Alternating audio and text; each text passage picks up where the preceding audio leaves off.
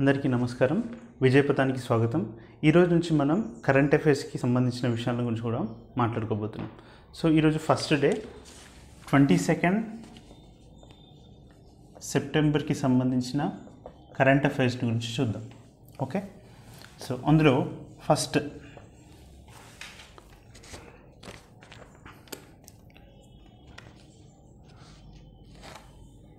United nations sustainable development goals network solution. United nations sustainable development goals network solution వీరి యొక్క 9th annual మీటింగ్లో 9వ వార్షిక సమావేశంలో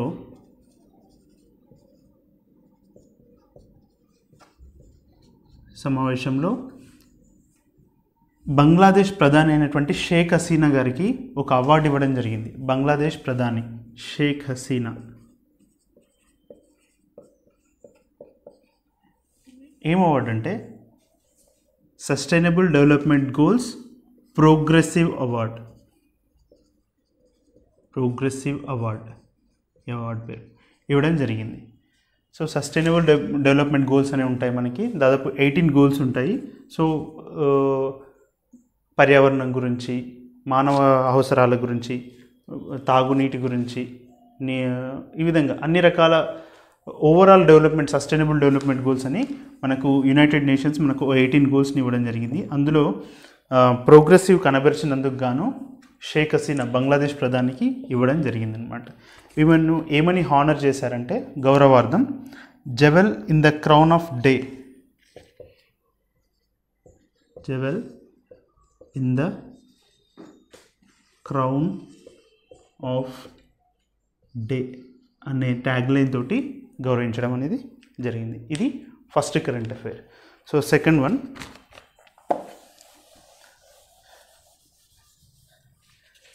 ఏంటంటే షాంఘై కోఆపరేషన్ ఆర్గనైజేషన్ అని ఉంటుందండి. షాంఘై కోఆపరేషన్ ఆర్గనైజేషన్ అంటే అర్థం ఏంటంటే కొన్ని దేశాల కూటమి వాళ్ళు ఒకరికొకరు సహకరించుకుంటారు. సో దీంట్లో ఒక కొత్తగా ఇరాన్ కొత్తగా జాయిన్ అయింది. ఇది 9వ దేశంగా జాయిన్ అయింది, 9th కంట్రీ. సో ఇదివరకు ఇందులో 8 కంట్రీస్ ఉండేవి, ఇప్పుడు ఇరాన్ జాయిన్ అయింది. సో దీని గురించి ఒకసారి చూసినట్లయితే దీంట్లో ఏ దేశాలు ఉన్నాయి. ఫస్ట్ ఆఫ్ ఆల్ షాంఘై 5 అని ఒక 5 దేశాలు వాళ్ళ రక్షణ కొరకు అని చెప్పేసి ఈ 5 దేశాలు ఒక మల్టీలేటరల్ అగ్రిమెంట్కి వచ్చినాయి. ఆ 5 దేశాలు ఏంటంటే చైనా, కజకిస్తాన్, రష్యా, అదేవిధంగా తజకిస్తాన్, కిర్గిస్తాన్.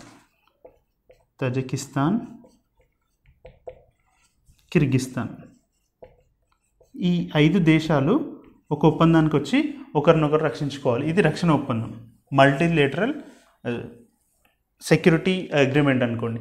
సో దీన్ని బేస్ చేసుకొని 1996లో ఈ 5 దేశాలు ఒక కోఆపరేషన్గా ఏర్పడ్డాయి. తర్వాత 2001లో ఉజ్బెకిస్తాన్ వీటిలో జాయిన్ అయింది. ఉజ్బెకిస్తాన్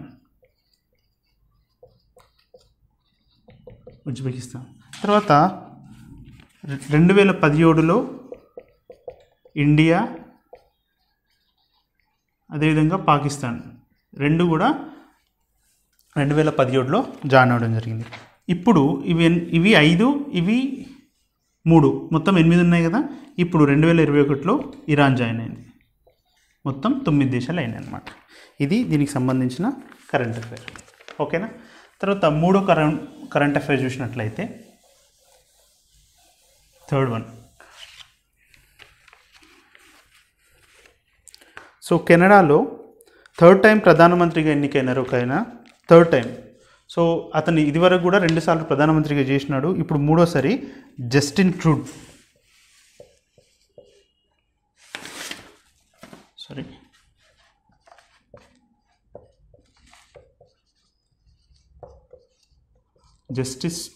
జస్టిన్ ట్రూడో అనే వ్యక్తి 3వసారి కెనడా ప్రధానమంత్రిగా. ఏ దేశం అండి? కెనడా.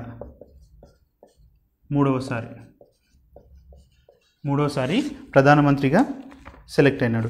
ఈ దేశంలో 4 సంవత్సరాలకు ఒకసారి ఎన్నికలు జరుగుతాయి. మన దేశంలో 5 సంవత్సరాలకు ఒకసారి సార్వత్రిక ఎన్నికలు ఏ విధంగా అయితే జరుగుతాయో వాళ్ళ దేశంలో 4 సంవత్సరాలకు ఒకసారి జరుగుతాయి అన్నమాట. ఇది ఈరోజున్న థర్డ్ కరెంట్ అఫైర్. ఓకేనా? సో జస్టిన్ ట్రూడ్ ఈయన పేరు గుర్తుపెట్టుకోండి. ఏ దేశానికి ఎన్నోసారి ప్రధానమంత్రి. ఓకేనా? నెక్స్ట్,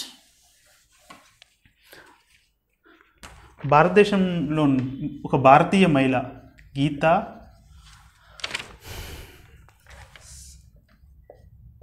సమోత, ఈమె ఎస్ఐ అండి, sub inspector of police. So ఈవిడ ప్రపంచంలో ఉన్నటువంటి 2 పర్వతాలు ఉన్నాయి. రష్యాలో ఉన్నటువంటి మౌంటైన్ ఎల్బరస్,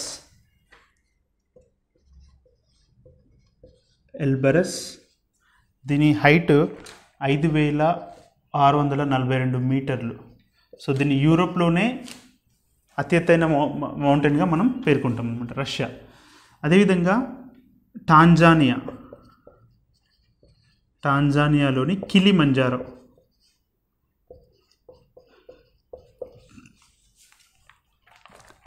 5895 మీటర్ల ఎత్తు. ఈ 2 పర్వతాలను అతి తక్కువ కాలంలో ఎక్కిందనమాట. ఓకేనా? ఈ 2 పర్వతాలను అధిరోహించిన మొదటి భారత మహిళ. ఓకేనా? అధిరోహించిన మొదటి భారత మహిళ గీతా సమేత. Okay, next fifth current affair చూసినట్లయితే,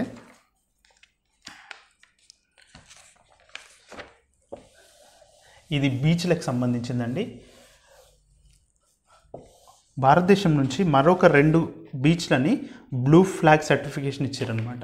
ఎవరిచ్చారు ఈ బ్లూ ఫ్లాగ్ సర్టిఫికేషన్ అనేది చూద్దాం. Blue flag certification, first of all already 8 బీచ్లు ఉన్నాయి భారతదేశంలో ఈ సర్టిఫికేట్ పొందినాయి. ఇప్పుడు ఇంకో 2, మొత్తం 10 బీచ్లు అయినాయి. ఓకేనా? సరే, ఒకసారి బ్లూ ఫ్లాగ్ అంటే ఏంటి, దాని ఒకసారి బ్యాక్గ్రౌండ్ చూద్దాం. సో బ్లూ ఫ్లాగ్ అంటే అర్థం ఏంటంటే ఇంటర్నేషనల్ ఎకో లెవెల్ ట్యాగ్ అనమాట. ఇంటర్నేషనల్ ఎకో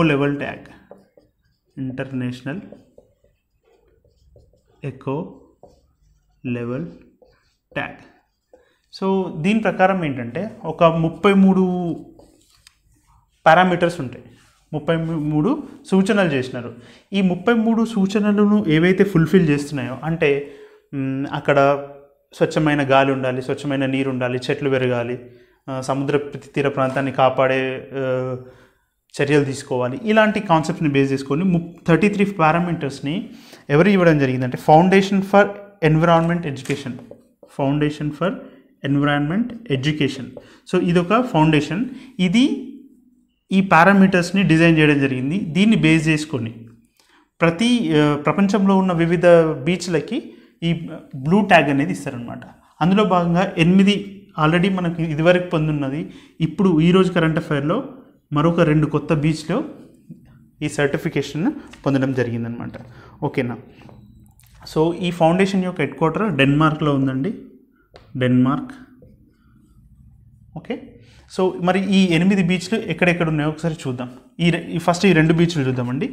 ఈ 2 బీచ్లు ఏంటంటే కోవలం, ఇది తమిళనాడులో ఉంది, కోవలం,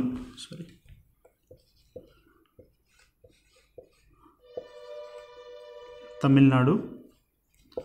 ఇంకోటి Eden beach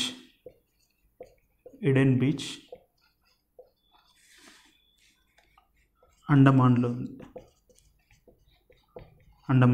Kovalam, Eden beach, ఇవి 2 ప్రస్తుతం బ్లూ ట్యాగ్ని పొందినాయి అనమాట. బ్లూ ఫ్లాగ్ సర్టిఫికేషన్ని పొందిన 2 బీచ్లు. సరే, ఇదివరకు 8 ఏమేమి ఉన్నాయో ఒకసారి చూద్దాం. బ్లూ ట్యాగ్ని పొందిన 8 బీచ్లు.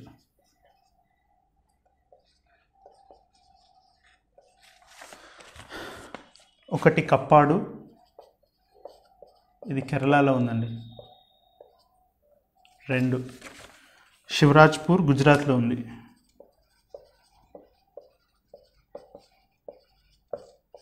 3 గుజరాత్. 3 గోగ్లా,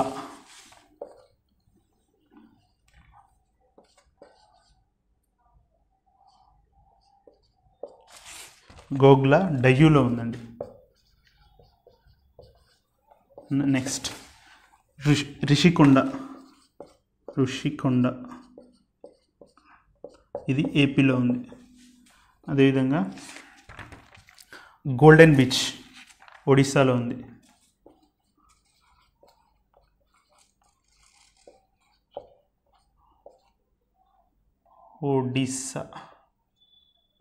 ఒడిస్సాలో ఉంది. Next Radhanagar,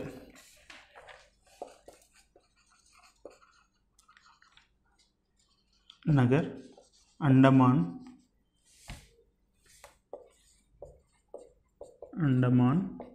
and Nicobar. Next Kasarkod, పడుమిత్రి.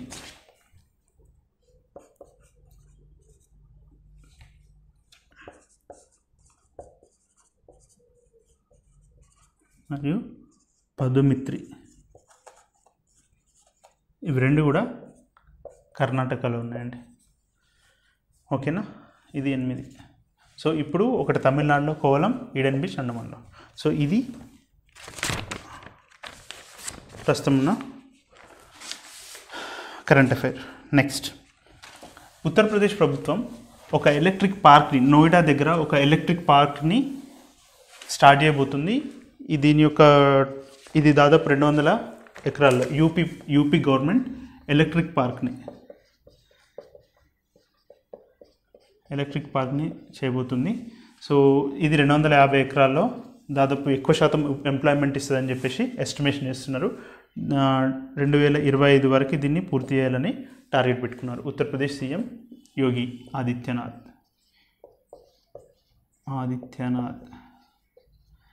Uttar Pradesh governor ఎవరండి? ఆనందీబెన్. ఓకేనా.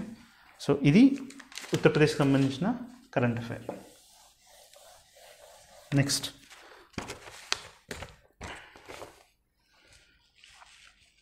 Food safety and standard authority of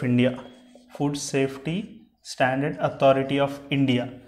so food safety ఏం చేశారంటే వీళ్ళు FSSAI. So 3rd edition of index release చేశారు 2021లో 3rd edition of index. So దీంట్లో భాగంగా ఒక 3 కేంద్రపాలిత ప్రాంతాలు, 3 యూనియన్ టెరిటరీస్, 6 రాష్ట్రాలు, స్టేట్స్, వీటికి అప్రిసియేషన్ ఇచ్చారనమాట. వీళ్ళు ఫుడ్ సేఫ్టీలో మంచి మెజర్మెంట్స్ పాటిస్తున్నారని చెప్పేసి. అందులో ఏ రాష్ట్రాలు అంటే ఈ రాష్ట్రాలను 2 టైప్స్ డివైడ్ చేశారు. పెద్ద రాష్ట్రాలు, చిన్న రాష్ట్రాలు. పెద్ద రాష్ట్రాల్లో గుజరాత్, కేరళ, అదేవిధంగా తమిళనాడు. ఈ 3 రాష్ట్రాలకి ఈ ఫుడ్ సేఫ్టీ అప్రిసియేషన్ ఇవ్వడం జరిగింది 3rd ఎడిషన్ ఇండెక్స్లో. అదేవిధంగా చిన్న రాష్ట్రాల్లో అయితే గోవా, మణిపూర్ అండ్ మేఘాలయ. ఈ యూనియన్ టెరిటరీ విషయానికి వచ్చినట్టయితే ఢిల్లీ, అదేవిధంగా జమ్మూ అండ్ కాశ్మీర్, ప్రస్తుతం జమ్మూ అండ్ కాశ్మీర్ కూడా యూనియన్ టెరిటరీగానే ఉంది. అదేవిధంగా అండమాన్ నికోబార్.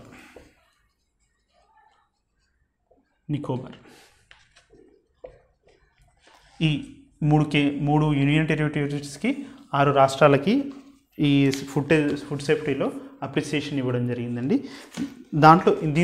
దీంతో పాటుగా మరొక పనిచేశారు. 19 ఫుడ్ సేఫ్టీకి సంబంధించిన వ్యాన్స్ కొత్తగా ఇవ్వడం జరిగింది. 19 కలుపుకుంటే మొత్తం 109 ఫుడ్ సెక్యూరిటీ వ్యాన్స్ అయినాయి అనమాట. సో ఈ వ్యాన్స్ ఏం చేస్తాయంటే ఆ వ్యాన్స్లో టెస్టింగ్ కిట్ ఉంటుంది. వాళ్ళు దేశంలోని వివిధ ప్రాంతాలకు వెళ్తూ అక్కడున్న ఫుడ్ని టెస్ట్ చేస్తూ ఉంటారు. ఓకేనా. సో ఇదివరకు ఏం చేసేవారంటే ఫుడ్ని తీసుకెళ్ళి ల్యాబ్లో చెక్ చేసేవారు, కానీ ఇప్పుడు ఏంటంటే ఎక్కడైతే ఉన్నారో అక్కడికి వెళ్ళి అదేవిధంగా ప్రజలకి అవగాహన కల్పించాలన్న కాన్సెప్ట్ కూడా ఉంది. ఈ కార్యక్రమం మొత్తం మన హెల్త్ మినిస్టర్ అయినటువంటి మన్సుఖ్ మాండవ్య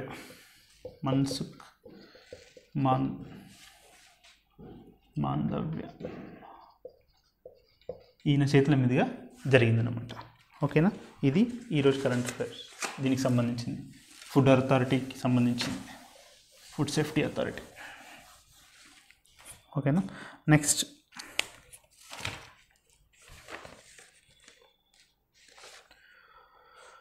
2022లో వింటర్ ఒలింపిక్స్ జరగబోతున్నాయండి.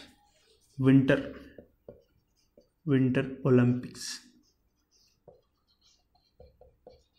ఎక్కడంటే బీజింగ్, చైనా రాజధాని బీజింగ్లో.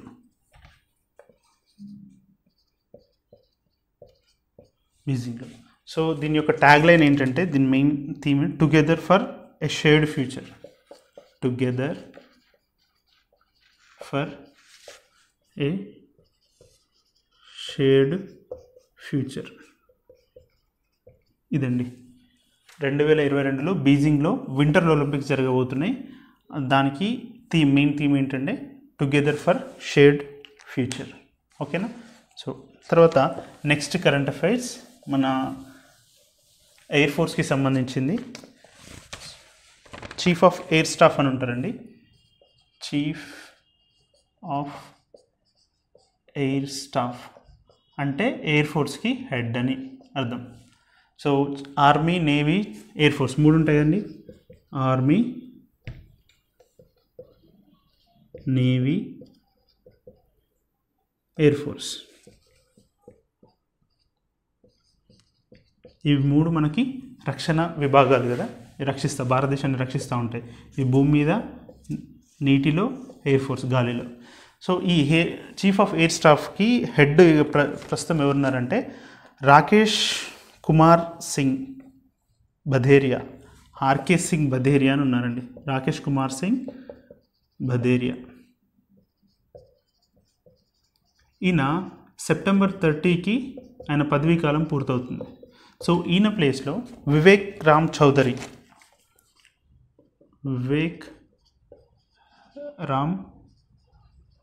చౌదరిని నియమిస్తున్నట్లు ప్రకటించడం జరిగిందనమాట. వివేక్ రామ్ చౌదరిని ఈయన ప్లేస్లో చీఫ్ ఆఫ్ ఎయిర్ స్టాఫ్గా నియమించడం జరుగుతుందన్నమాట. సో ఈ టైంలో మొట్టమొదటి చీఫ్ ఆఫ్ ఎయిర్ స్టాఫ్ ఎవరో ఒక్కసారి తెలుసుకుందాం. సుబ్రతో ముఖర్జీ మొదటి. అంతకంటే ముందు బ్రిటిష్ వాళ్ళు ఉండే.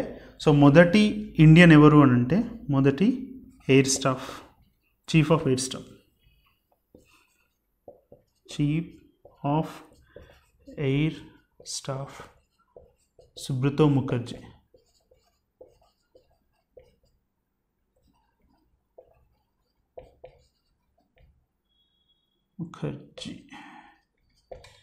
ఇది ఓకేనా. ఇది చీఫ్ ఆఫ్ ఎయిర్ స్టాఫ్కి సంబంధించిన కరెంట్ అఫైర్. నెక్స్ట్, ప్రపంచంలోనే ఓల్డెస్ట్ ట్విన్స్ జపాన్లో ఉన్నారండి.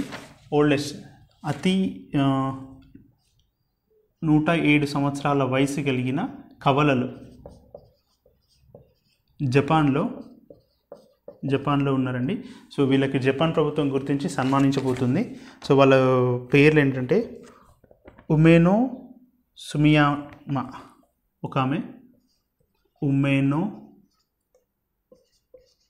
సుమియామా ఈవిడ, ఇంకొకరు వాళ్ళ సోదరి కౌమే ఖుదామా.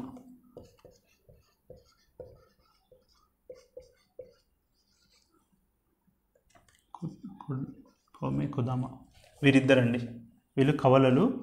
సో 107 సంవత్సరాలు బ్రతికిరు. ప్రపంచంలోనే అతి ఎక్కువ వయసున్న కవలలుగా వీరు గుర్తింపు పొందిరు అనమాట. ఓకేనా. తర్వాత నెక్స్ట్ కరెంట్ అఫైర్ ఫేస్బుక్కి సంబంధించిందండి. ఇప్పటివరకు అంకీ దాస్ అని ఉన్నారండి. Facebook head of public policy. ఈవిడ హెడ్ ఆఫ్ పబ్లిక్ పాలసీ ఉన్నారండి. పబ్లిక్ పాలసీకి, ఫేస్బుక్ యొక్క పబ్లిక్ పాలసీకి హెడ్గా ఉన్నారు ఈవిడ. సో ఈవిడ ప్లేస్లో కొత్తగా వేరే వారిని అపాయింట్ చేసింది. ఆయన పేరు Rajiv Agarwal.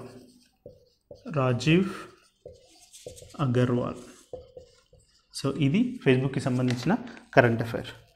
Next last current affair ఉందండి, అది ఇంటర్నేషనల్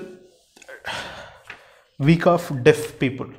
సో చెవిటి పీపుల్ ఉంటారు కదండి, మనకి నేషనల్ వీక్ ఆఫ్ డెఫ్ పీపుల్ ప్రతి సంవత్సరం సెప్టెంబర్ చివరి వారం, సెప్టెంబర్ లాస్ట్ వీక్ వీళ్ళ ఇంటర్నేషనల్ డెఫ్ పీపుల్ వీక్గా సెలబ్రేట్ చేస్తారనమాట. సో ఈ సంవత్సరం 20th సెప్టెంబర్ నుంచి 26th సెప్టెంబర్ వరకు ఈ వీక్ని ఇంటర్నేషనల్ వీక్ ఆఫ్ డెఫ్ పీపుల్గా చేయడం జరిగిందనమాట. సో అదేవిధంగా world federation of deaf, so world federation of డెఫ్ వీళ్ళు నిర్వహిస్తారు ఈ కార్యక్రమం మొత్తం. సో ఈ సంవత్సరానికి థీమ్ ఏంటి అంటే సెలబ్రేటింగ్ థ్రైవింగ్ కమ్యూనిటీస్.